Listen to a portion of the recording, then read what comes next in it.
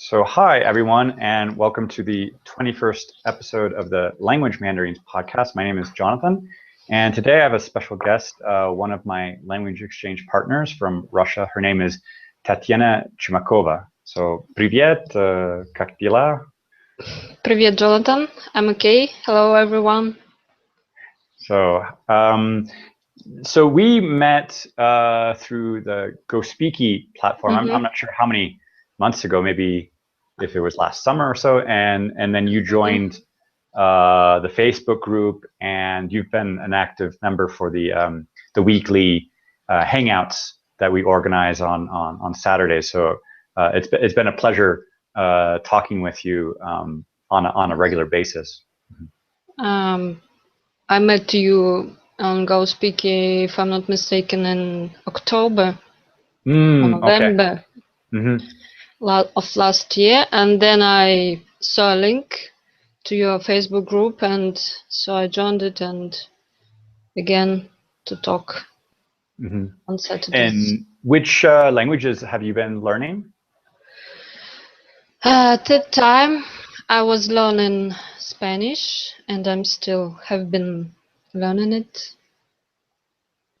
So, but I wanted to practice my English and German, maybe, because okay, let me introduce myself. I wanted to be a translator since I was about 10, and I began to learn English at school.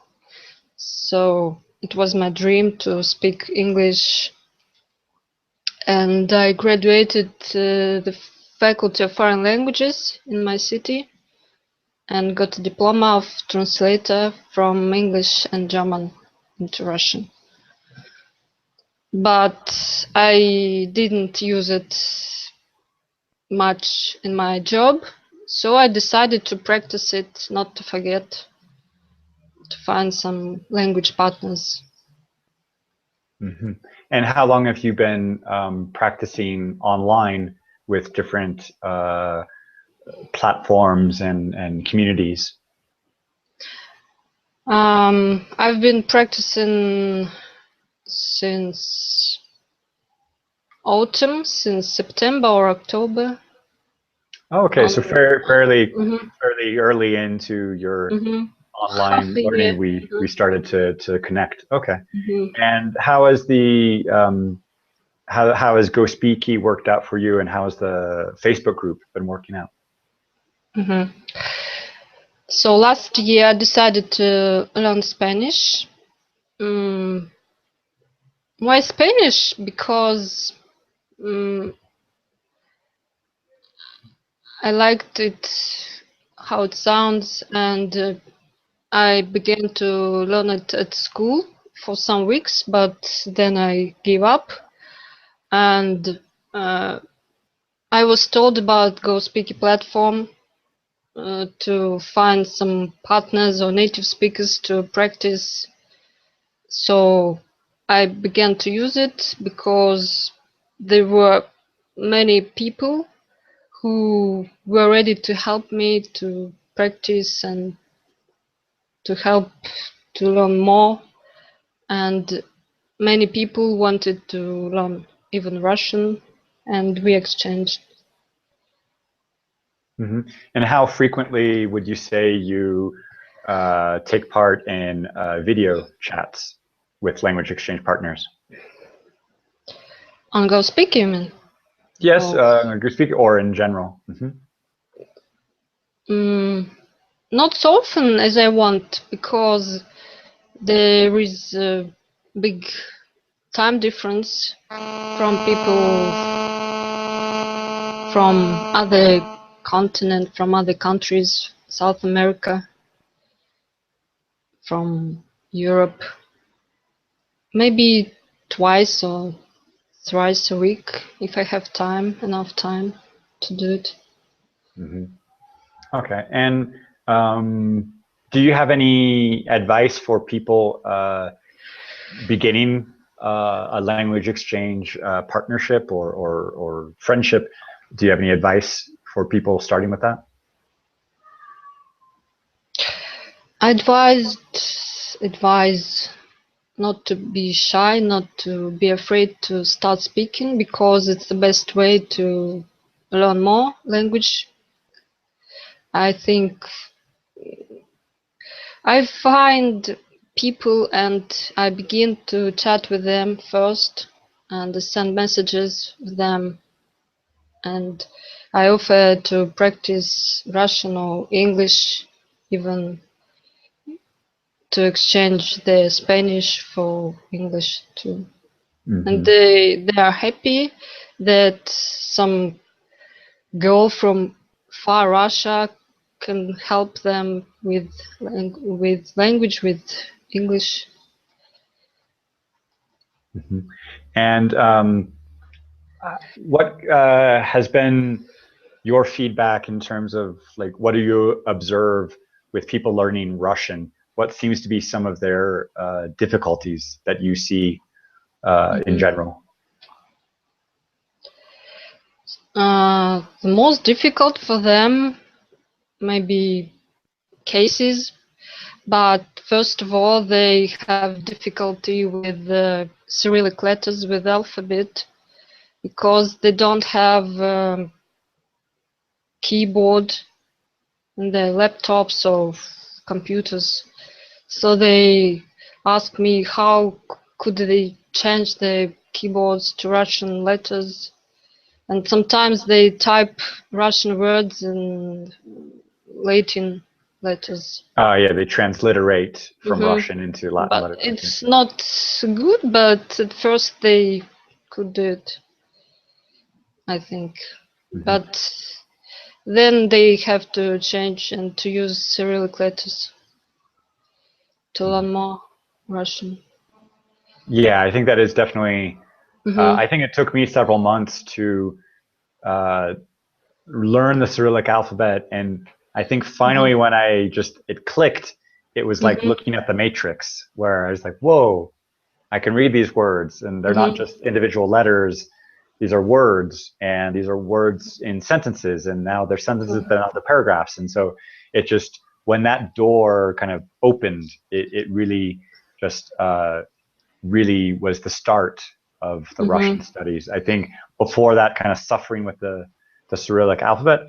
And I hear also from Russian speakers that they kind of suffer as well with learning the Roman Latin alphabet as well. So it's not just English speakers or people from other languages having to learn Cyrillic. I think there's also Russian speakers who have to also adapt to the Latin alphabet as well. And some letters are difficult and they don't exist in other languages, like in Russian. Exactly. Yeah, so there is a kind of adaptation process, and also some of the letters may be a little confusing because they might have a different, they may exist, but they might have a different function. So like the letter, what looks like the letter H in English is actually a letter N, or what looks like the letter B is actually a V sound. So there's some confusion on those letters, or the letter R is actually, or sorry, the letter P is actually an R sound. So I'm actually confusing it, sorry.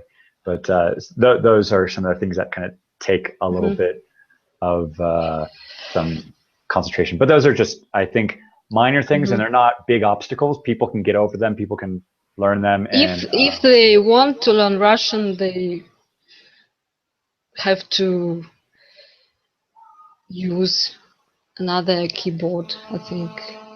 I have in my laptop, I have 3 or 4 keyboards: Russian, English, German, Spanish, Portuguese. Maybe I will install it. Yeah, It's I easy think for that's me to important. use it in my mobile, because I have some variants when I type, and the phone can offer me some letters to type in different languages, so it's easy there. Yeah, it can be, for people whom I'm not sure, like a perfectionist or just a good language learning habit is to make sure that you have all the letters and the accent marks like that are accessible, so that you don't have to copy and paste from everywhere, or people are giving the impression that you're not writing correctly. It just makes the learning process a little bit more formal and gives you a better chance of paying attention to the details early on. Some people are very surprised when I send messages, or they send messages to me and I answer them in their language.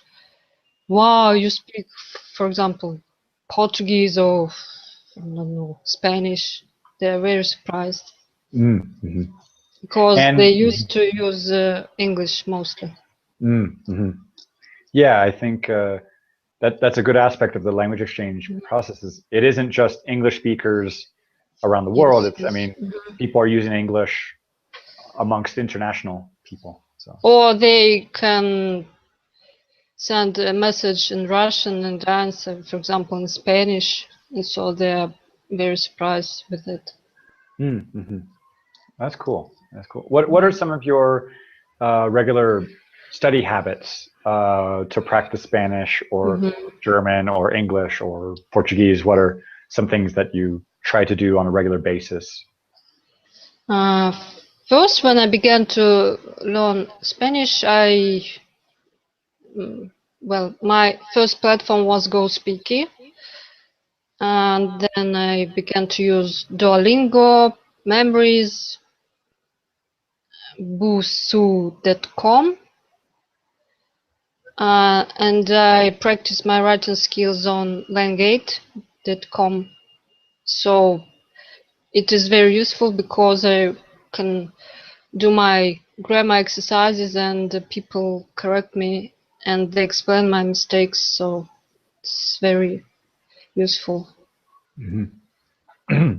And recently, I think in the Facebook group, I was trying to promote kind of Benny Lewis's Speak in a Week crash course, and you participated with Portuguese.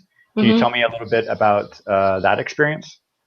When I saw an announcement in a group in Facebook about that language challenge in a week, my first thought was to learn Portuguese because I met some friends or some partners from Brazil mostly. We chatted in English and it was interesting for me to learn some basics in Portuguese, though it's similar to Spanish, and it was maybe easier for me to start learning. First, I began to listen to video lessons of the Russian famous, maybe, I don't know, famous here in Russia, polyglot and translator Dmitry Petrov.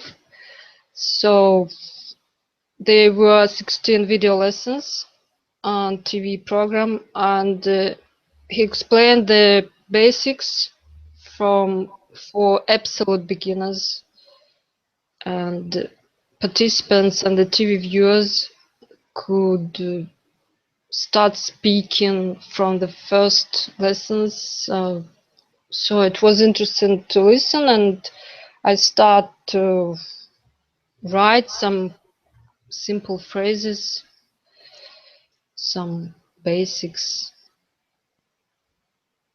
and in a week I'm not so expert in a week because it's a long process to learn,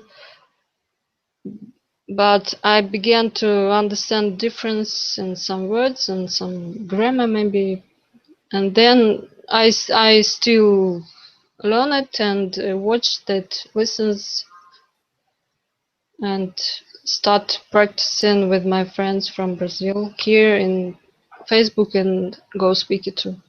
That's excellent. That's great to see how it was like an opportunity to begin and to kind of discover.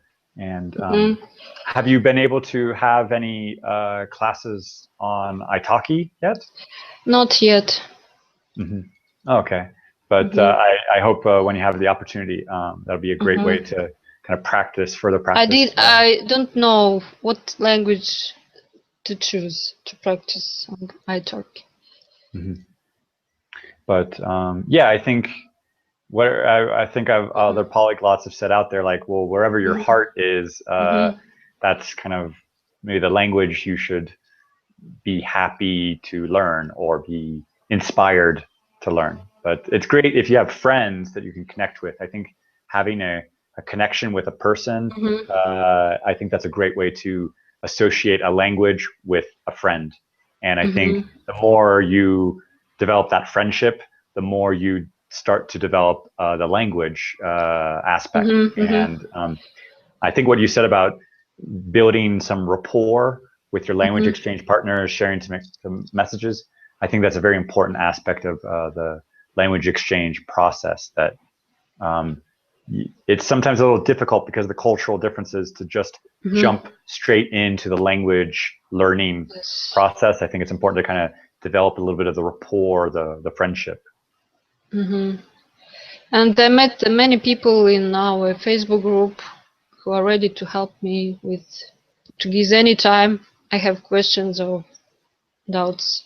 I can write or speak maybe sometime. Yeah, that I really enjoy the community learning environment in the Facebook group, and so if anybody's listening to this, they're welcome to join us. We have just gotten a little bit past maybe about 8,000 people in there, and we keep continuing to grow. There's still, at some days, it's about 100 new requests to join per day, so it seems to be growing, and there's a lot of still room for possibilities to kind of grow the community and develop different ways to connect everybody. And so I really appreciate you being part of that group, and also really being part of the weekly chats that we organize.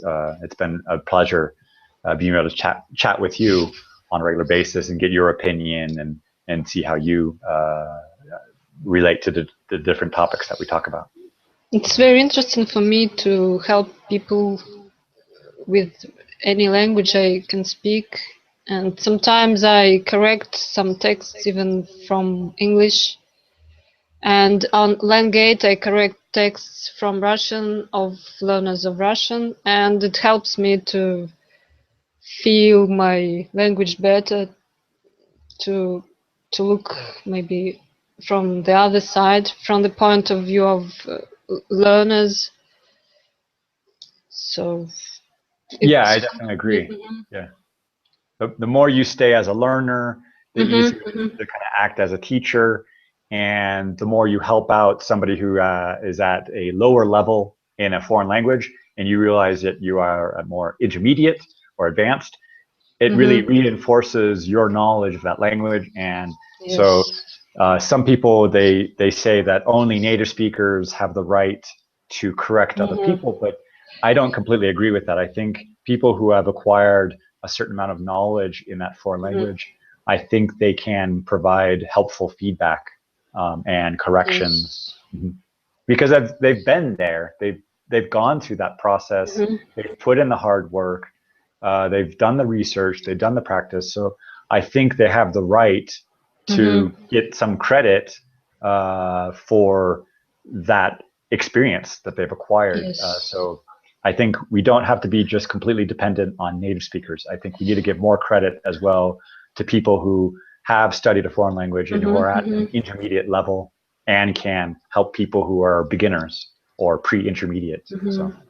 But sometimes it's not easy to explain the maybe grammar rules. I explain as I can, so people could understand the difference in words or sentences.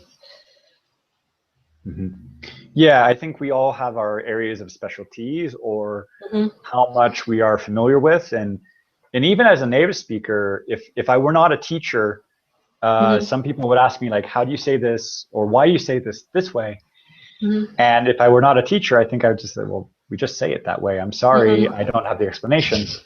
As a teacher, I think I've developed a lot more grammatical analysis or vocabulary analysis or pronunciation analysis of my own language.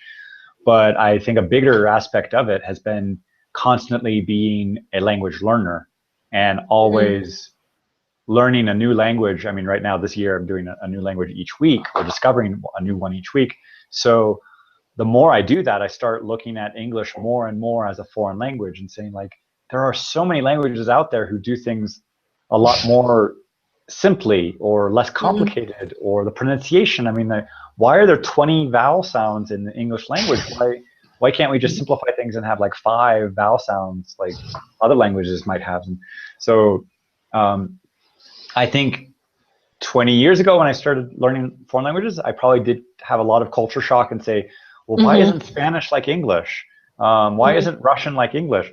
But I think the more I look at these other languages, I'm like, English is kind of a bit of a strange language, actually. I mean, it's now universal and people speak it all around the world, but it does have some strange peculiarities about it. And sometimes it isn't the most effective language, but it has become an international language for communication. But so I just kind of stay curious about the English language, thanks to learning foreign languages. And maybe I don't always have the explanation of why, but there's always a community out there who can maybe answer a question, and maybe you can get bits and pieces of the answer as a puzzle. You can get that from a lot of people. And so I love a lot of the community websites like Word Reference, Stack Exchange, especially the one for like English, or Reddit. I think there's a community on there as well.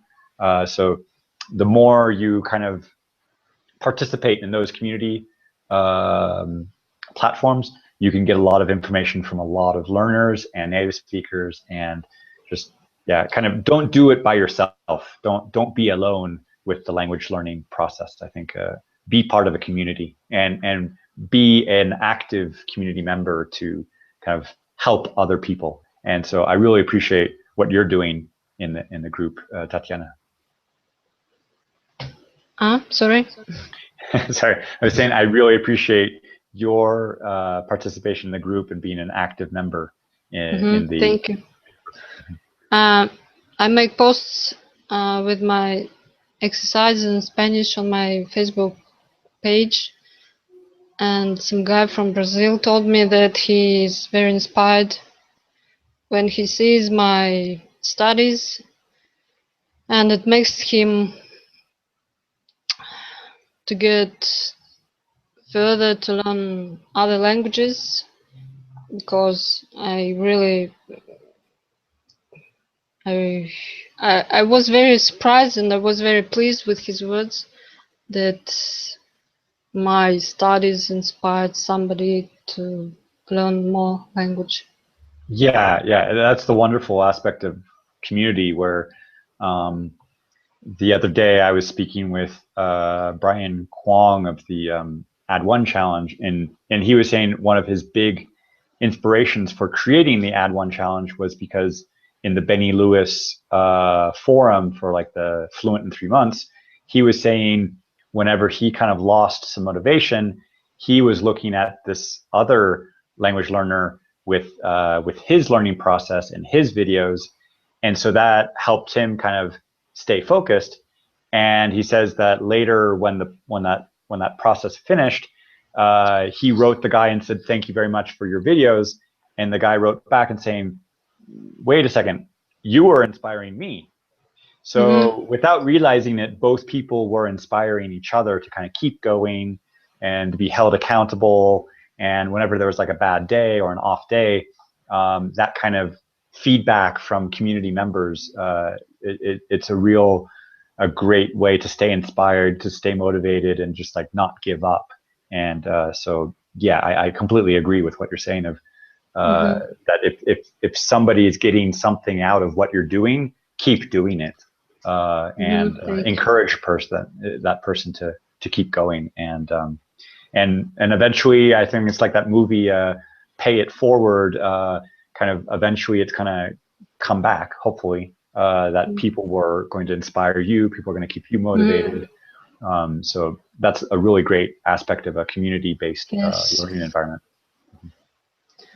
I'm very pleased with that, to inspire somebody, and I'm very glad if I see some posts that encourage me to keep further with learning my languages more. Mm-hmm.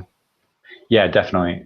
So I'm going to, if you're not already on my radar, you are even more so now for the Spanish, for the German, for the Portuguese. And so it's a pleasure to be working with you in the group. Thank you. So if people are interested in getting in contact with you, they can find you on GoSpeaky, or they can find you in the Facebook language exchange group.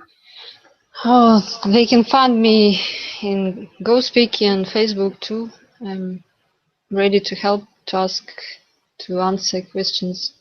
Okay, so I'll post some links to to your profile on GoSpeaky and for Facebook. So if people are interested in learning Russian with you and exchanging Russian, or maybe helping you out with your German or your Portuguese or your Spanish or your English, so there's a lot of choices out there. Any languages. That's perfect. That's a great attitude. So, if people are interested in taking some English lessons with me or hearing more about my language meanderings, they can visit my website, hugginsinternational.com. That's HUGGINS international.com, or you can send me an email at hugginsinternational@gmail.com. So thank you very much, Tatiana, for coming on podcast. It's been a pleasure talking with you, as always. Thank you, Jonathan, for inviting me. Okay, and thank you, listeners, for again keeping this podcast going and your feedback and your encouragement. So thank you, everybody out there who's been listening. So take care, and looking forward to the next podcast. Bye.